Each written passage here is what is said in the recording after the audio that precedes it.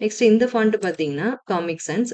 Swash வேரியன்ட்க்காக தான் இந்த example நான் சூஸ் பண்ணியிருக்கேன். இப்ப ஆல்ரெடி நம்ம இது 2மே பார்த்திருக்கோம். ஸ்வாஷ் வேரியன்ட் பொறுத்தவரைக்கும் பார்த்தீங்கன்னா, சில ஆல்ஃபபெட்ஸ்ல அதாவது முக்கியமா கேப்பிட்டல் லெட்டர்ஸ்ல சில ஃபாண்ட்ல பார்த்தீங்கன்னா, மேல வளைவு இருக்கும். சில ஃபாண்ட்ல வந்து கீழ இருக்கும். இத வந்து டெயில் அப்படின்னு சொல்லுவோம். இப்ப இத கிளிக் பண்றேன். இப்ப இதுக்கும் உள்ள டிஃபரன்ஸ் பாருங்க. TFBல பார்த்தீங்கன்னா, லெட்டர்ஸ் சேஞ்ச் ஆயிருக்கும்.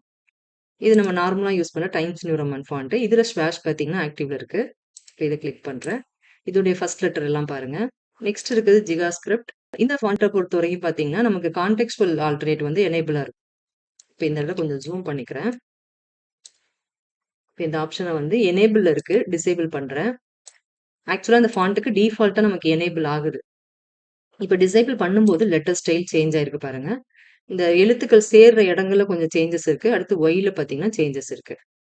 அடுத்த ஆப்ஷன் வந்து கேஸ் சென்சிட்டிவ் ஃபார்ம். இந்த ஃபாண்ட்ட பொறுத்தவரைக்கும் இந்த கேஸ் சென்சிட்டிவ் ஃபார்ம் வந்து நமக்கு ஆக்டிவ்ல இருக்கு. இப்ப இந்த ஆப்ஷன் எனேபிளா இருக்கும்போது, நீங்க டெக்ஸ்ட் மோட்ல இருந்தீங்கன்னா, இந்த இடத்துல மிஸ்டேக்ன்னு நமக்கு ஒரு இண்டிகேஷன் கிடைக்கும்.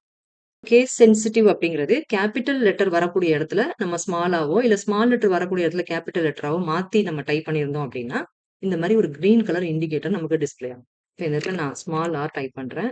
இப்ப அந்த கிரீன் லைன் வந்து ரிமூவ் ஆயிடுச்சு. இது சில ஃபாண்ட்ல எனேபிள் ஆகுது, சில ஃபாண்ட்ல எனேபிள் ஆகாது. இப்ப இந்த ஃபாண்ட் பார்த்தீங்கன்னா, சிட்கா